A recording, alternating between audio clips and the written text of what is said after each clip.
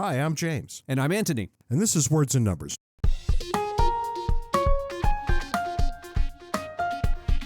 This week we welcome back Phil Magnus, who's been on Words and Numbers multiple times. Phil, take a moment to introduce yourself, if you would, because I'm too lazy to record a bio separately. I'm Phil Magnus. I'm the David J. Thoreau Chair and Senior Research Fellow at the Independent Institute based out in California. Thanks for coming back. I raised a question twice with James about tariffs, and he said, look, let's just get Phil on and ask him. But Actually, and what I said was, geez, I'm going to have to do all kinds of research and figure out all the details. Right. So James just figured it's easier just to have you. And then I said, hey, I know, let's get Phil to do it so I don't have to. Works for me. Before I get to the question, I was running some calculations just to make sure that I've said this correctly. It turns out that I have. Donald Trump had said that he wanted to replace the personal income tax and the payroll tax with a tariff. That's more money than I think we could deal with, but I looked at just the personal income tax. So forget about the payroll tax. Just the personal income tax. The federal government collected last year $2.3 trillion. Our imports last year were $3.9 trillion. So to raise $2.3 trillion to replace the personal income tax off of $3.9 trillion in tariffs would require a roughly 60% tariff across the board. And just for perspective, I looked this up and ran across something I had not heard of before called the Tariff of Abominations. 1828.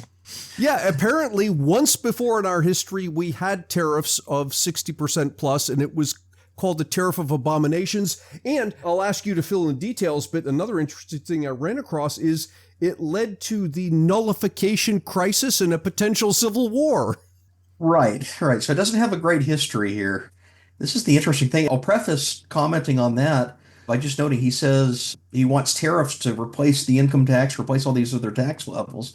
That 60% number that you give assumes that the tariffs will not defer consumption away from imports. Right. It assumes the import level will stay the same, which is another pipe dream. So it's actually even worse than that. Yeah.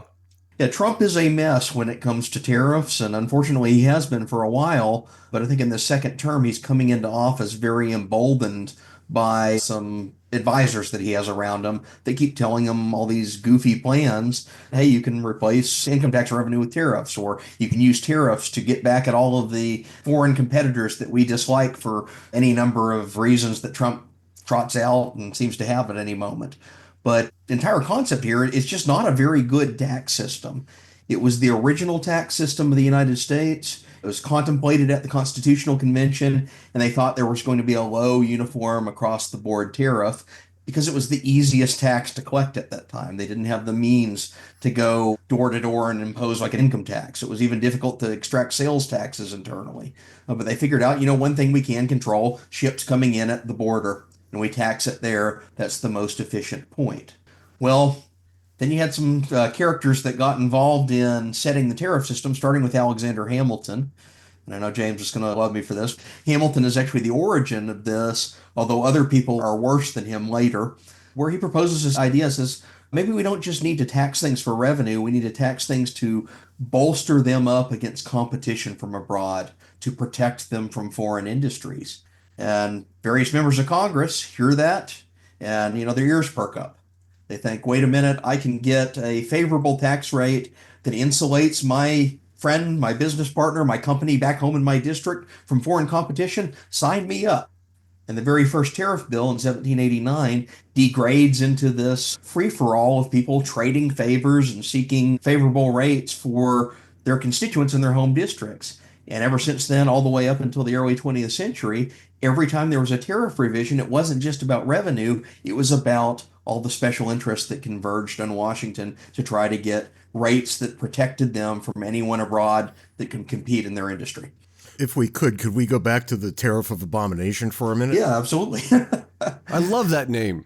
I think all taxes are abominations. So the Tariff of Abominations is a byproduct of something that starts in the 1820s. So there's a senator out of Kentucky by the name of Henry Clay. And Henry Clay proposes essentially this precursor to economic nationalism that we have today.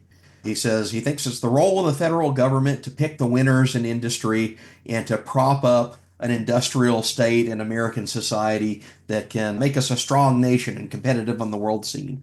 And his way to do this is you raise tariffs very high around strategic industries that you want to protect.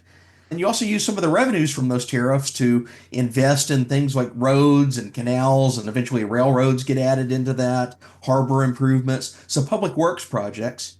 And then you overlay it with a centralized bank that can debt finance anytime that your revenue falls short of your spending. So Henry Clay proposes all of this in 1824, and it's really interesting. He gives a speech that makes waves nationally, proposing the American system. But James Madison and Thomas Jefferson both read this speech, and they're elderly, they're in retirement, left office, and they're out of politics. They read this speech and they're horrified.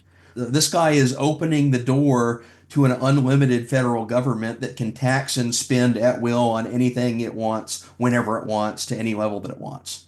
So they're able to hold off Henry Clay for a little while. Jefferson passes away in 1826. Madison is removed from politics. That older generation that would have said no to this and did say no to it when Hamilton tried it back in the 1790s, they're no longer around. Henry Clay is the ascendant young figurehead of the American political scene at that time. And his ideology causes a push to emerge for a tariff revision in 1828. And what they start to do is all the special interests descend on Washington. Clay has said, this is a free-for-all. You can do this. He has the support of both the president and several other members of Congress, but he doesn't have enough support to get it through on a clean bill. Unfortunately, the other side miscalculates. They think we're going to make this tariff bill so high, so bad, we'll let all of the riders and amendments that Henry Clay and his friends want onto the bill that no one would dare vote in favor and pass this thing. And the miscalculation is, well, all of these members of Congress that got favors for their home districts suddenly like the bill. It passes Congress, and next thing you know, you're stuck with an overall average tariff rate of above 60% on the country. Everyone's like, wait a minute, what's going on here? It's well above and beyond reasonable taxation. This is extractive, and it's laden with favoritism for the lobbies. So South Carolina objects. They have an export economy, so they're very dependent on trade. Because imports and exports are interrelated, a tax on imports will eventually pass through and become a tax on exports. So what do? They gather their legislature together and they pass a resolution of nullification against the Tariff of Abominations. And this plays out over a period of about 5 years, since 1828 through 1833 before this issue is resolved. And it actually gets so bad. So Andrew Jackson runs for president and is elected into office, basically as an attempt to temper down some of this tariff rate to give a tax cut. His own vice president, John C. Calhoun, actually breaks from him, resigns the vice presidency to assume a seat in the Senate, and throws his weight behind the nullifiers. You almost get the former vice president and the president come to blows, essentially, before there's a negotiated retreat in 1833. They realize they're on the precipice of a war. They're on the precipice of states in open rebellion against the federal tax system. So Congress says, wait a minute, we're going to pass a new compromise tariff that'll gradually reduce rates back to a normal level over the course of the next decade. So that's how they retreat from that whole episode. So they managed to reduce tariffs back to what you said, a reasonable level. Plus or minus, if I'm remembering correctly, they stayed there until Smoot-Hawley, is that right? In which, again, they came up to 60%? Yeah, so it goes up and down over the course of the next almost 100 years. And you have a tariff reduction movement that plays out through the 1840s and 1850s. The Republicans come into office on the eve of the American Civil War, and they're the protectionist party at the time. So they do bump the rates up again, but they don't push them so high that they're going to jeopardize the one thing that they need, and that's tax revenue. If you put in these exorbitant 60, 70, 80% tariffs, it doesn't raise any revenue because now all the imported goods lose their markets to the domestic manufacturer. Right. So the Republicans had high tariffs, but it wasn't so high that it kept the trade out, because they got to fund the government. There are other periods. So in 1913, the Democrats take office and they impose a tariff reduction and brings it down to a very low level. Goes back up again in 1922 when the Republicans take office. But then you get to the Great Depression that breaks out. The stock market crash is in 1929. And a faction of Congress at the time, the dominant faction, believed that the way that you insulate yourself against recessions and depressions is you seal up the borders from competitor goods. They said, this is an international recession. Our stimulus package will be to protect American industry. So again, they opened the floodgates and it's a free-for-all on the floor of Congress, and they passed the Smoot-Hawley tariff. So in 1930, 102 years later, we're right back up to almost 60%, which was historic levels. And Smoot-Hawley becomes very infamously a trigger of an international trade war at the outset of the Great Depression, significantly worsens the crisis of the Great Depression and spreads the pain not only domestically in the US but abroad as other countries start to retaliate. So it sends the world into a recessionary spiral downward.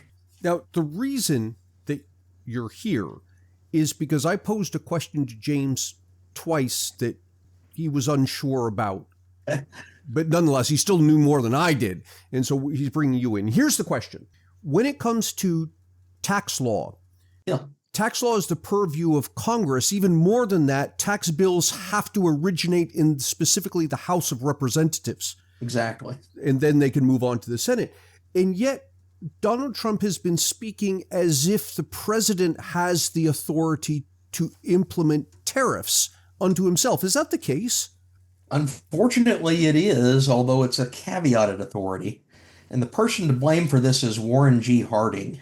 So in 1922, when Republicans got control of Congress again, they passed something called the Fordney-McCumber Tariff Act. And it does raise the rate. It's not quite Smoot-Hawley level, but it introduced some novel innovations into the tax code.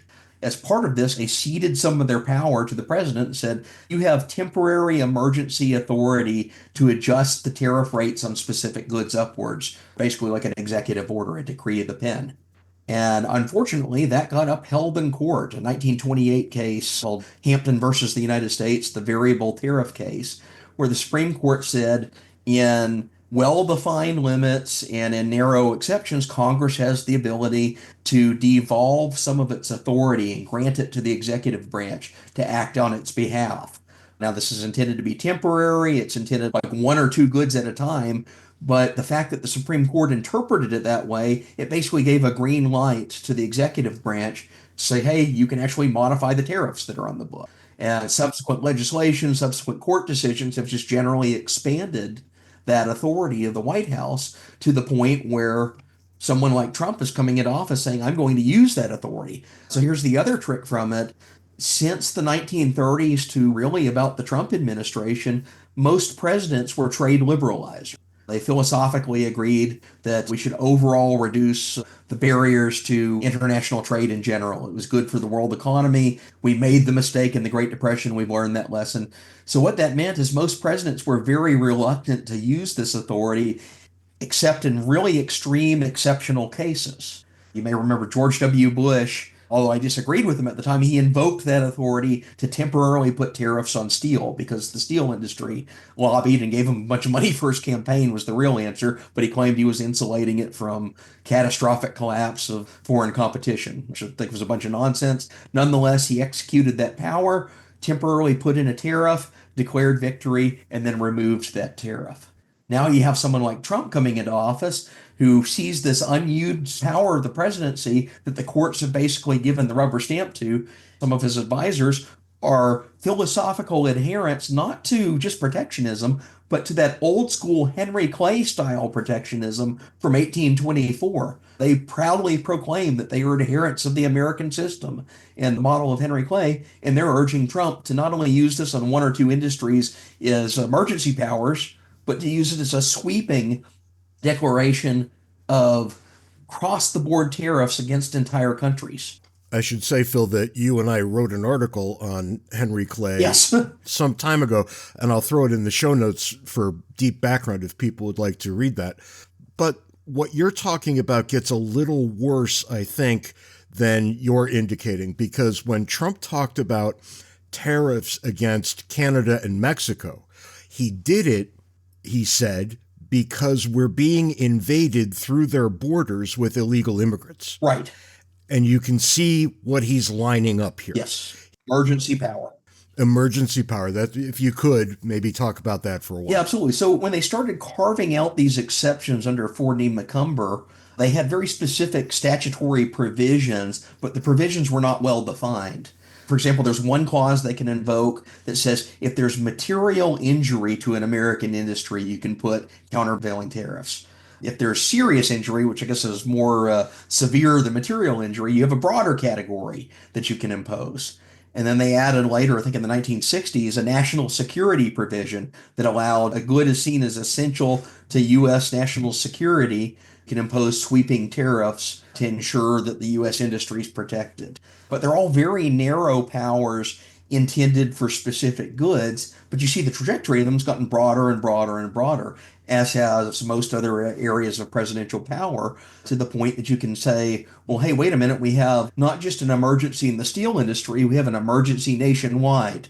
Therefore, Trump is going to try to execute one of these powers under a broad sweeping authority and apply it to basically all traded goods coming in from countries that he deems as part of the emergency.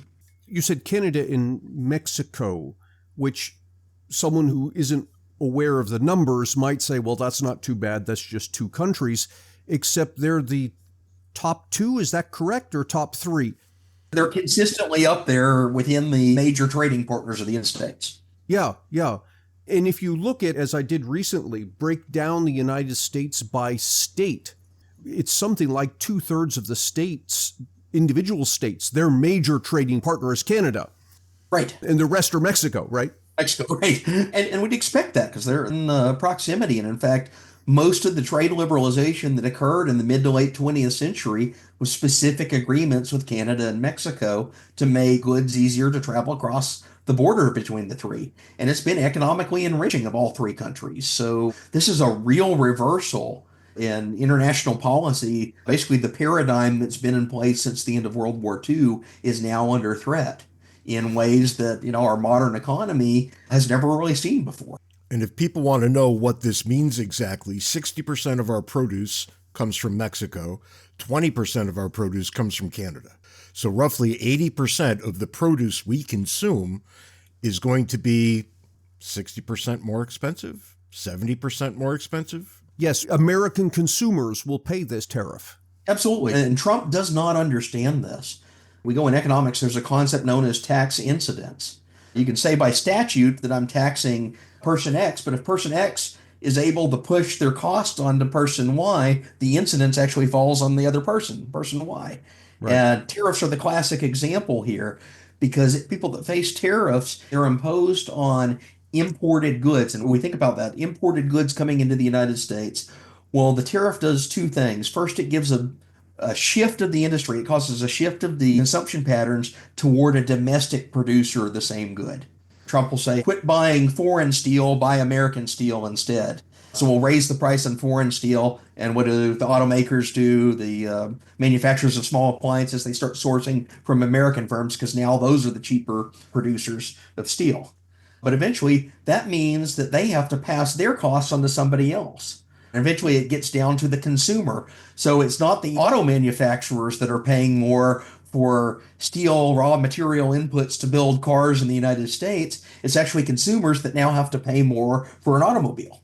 And then the other area where this really plays out is on exporters, because exporters are the one sector of the U.S. economy that cannot pass their costs on to anybody else. They're trading on a world market, so they're price takers from what that world market currently yields. If I'm an exporter of some agricultural good to Europe, and there's a tariff that's been passed through to me and my farm equipment and all the different things that have been taxed because Trump put tariffs on Mexico and Canada, I have nowhere to go to try to pass that on to my consumers because I'm still trading on international grain prices. And that means I have to absorb the hit. Right. Here's the paradox with Trump. He's saying he wants tariffs to reverse the trade imbalance. A tax on imports is de facto a tax on exporters. And this is what we found out during Smoot-Hawley.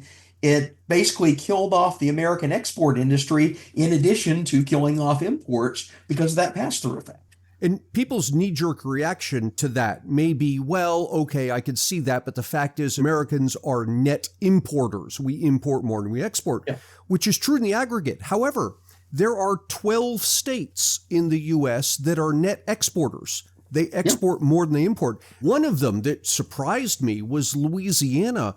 Something like 25% plus of Louisiana's GDP is exports. So this kind of a thing is going to smack them harder than anybody else. Another large one is Texas. It's not 29%. I think it's like 5% of their economy is exports, but they're a net exporter. Right. Several areas of the country that are very export dependent. Let's layer on top of that, that's the immediate effects of the tax. They get hit by basically the incidence of the tariff falls on exporters' laps. Mm-hmm. On top of that, there are secondary effects of a tariff, because if we put taxes on Mexico, what's the president of Mexico saying right now? You do that to us, we're going to do the same thing to you. We'll retaliate. Right.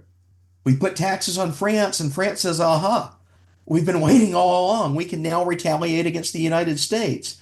So it's a downward spiral that's precipitated by these secondary effects, and exporters effectively get hit twice. Not only are they absorbing the costs internally of the tariff, now they're facing a more hostile international market to sell their goods on. And really what happens is trade drops to zero. That's what happened during Smoot-Hawley, and that's the practical effect that we can expect from the tariffs that Trump is saying that he wants. Right. Well, that's not exactly the practical effect, though, is it? The practical effect is what happens to the American consumer. We all get charged more. We all bear the costs in our pocketbook. Prices go up. I want to repeat something James said in the previous episode. We talked about trade. I said, as people do, well, the United States trades with Europe or trades with Mexico or whatever. And James stopped and he said, no, it's American consumers, American businesses who buy and sell from foreign consumers and foreign businesses. It's not the countries, it's the consumers and the businesses. Exactly it. I mean, this is a means of imposing not only taxation, but heavy economic harms on the very people that he claims he's trying to save or insulate from competition. This is the issue with tariffs, especially the protective types. They tend to backfire. The only places where tariffs have even a semblance of economic viability, small, undeveloped countries that do not have a tax collection infrastructure, and it's easier to collect it at the border. And a lot of the Caribbean islands are like this. If you look at a map of countries that derive a significant portion of revenue out of tariffs, it's all small Caribbean islands, or it's states that are teetering on the brink of collapse in Africa and parts of the developing world. And then Trump says, hey, let's take the United States and make it like Venezuela, is effectively the tax system that he's proposing here. And sadly, it's going to take the United States and make it like Venezuela. Yeah. It's amazing because this is something that economists figured out 200 years ago. Yes, exactly. With the end of mercantilist thought and modern economic thinking, we realized, okay, trade is actually a good thing, tariffs are a bad thing. And it was amazing to me, it took the population at large about another 150 years, taking us up to about 50 years ago, to figure out, oh yeah, this is right, trade's a good thing. And now we're trying to turn back the clock 2 centuries on a science that's well established. Well, there's the other issue. There's the anti-intellectualism that accompanies this argument. Trump, unfortunately, has surrounded himself by some very strange advisors. And I mean strange, I say crackpots, economic cranks.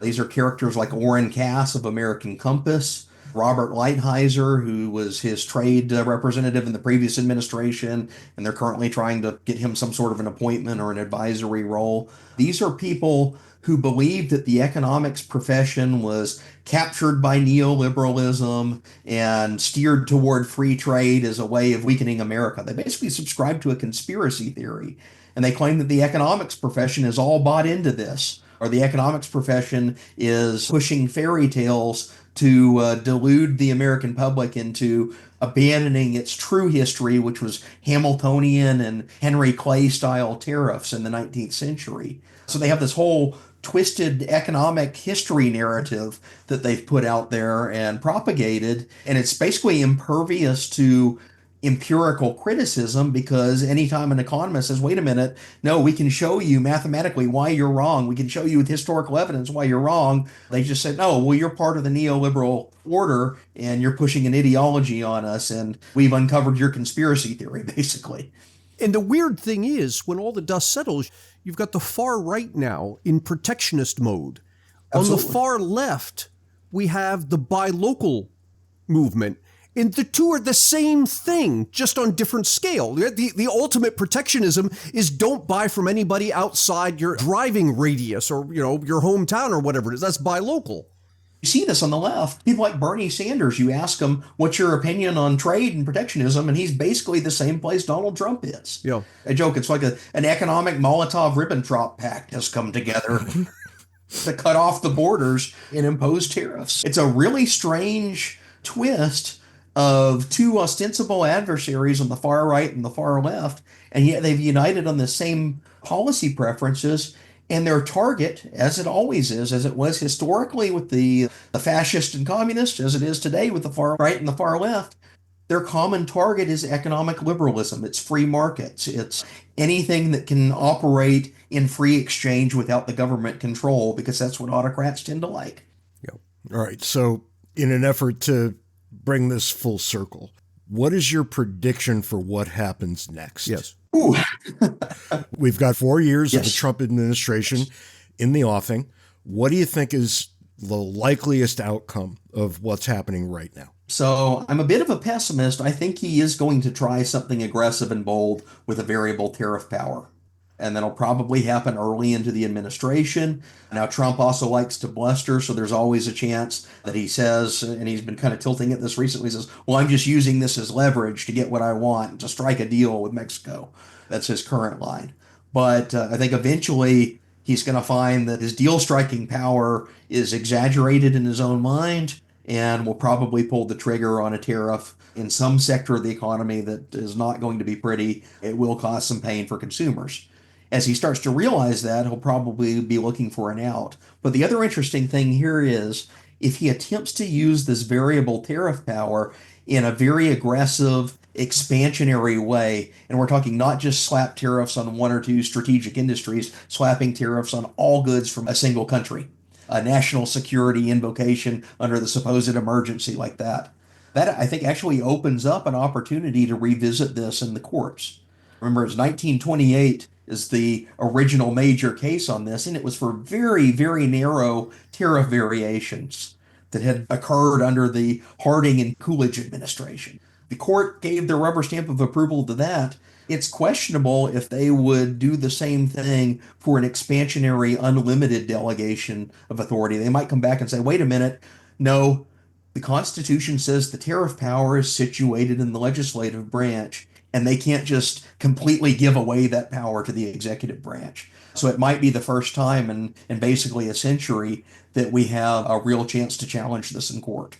Would we actually have to go that route? Could Congress not simply overturn it and say, look, yes, previous Congress granted you this power, we're taking it back?